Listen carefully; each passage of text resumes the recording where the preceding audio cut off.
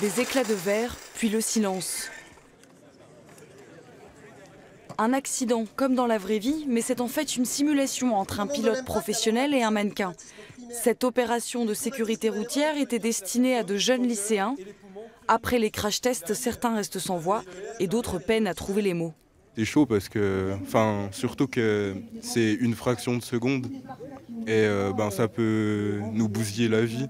Oui, on voit réellement quelles sont les conséquences. Donc oui, forcément, ça fait réfléchir. Ouais. Pourquoi ça te choque? Parce que je fais des erreurs aussi, je prends souvent mon téléphone, je fais pas attention.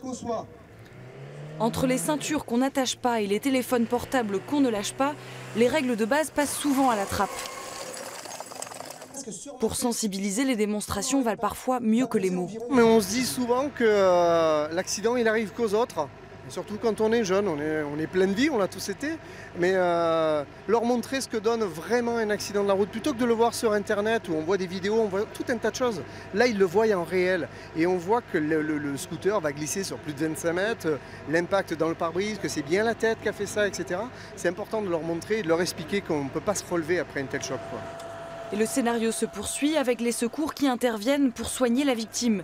La pédagogie semble marcher. Les visages se figent et finalement on a vu certains jeunes là, qui étaient limite au bord des larmes, de voir la violence de ces chocs. Donc on sent quand même ça marque les esprits.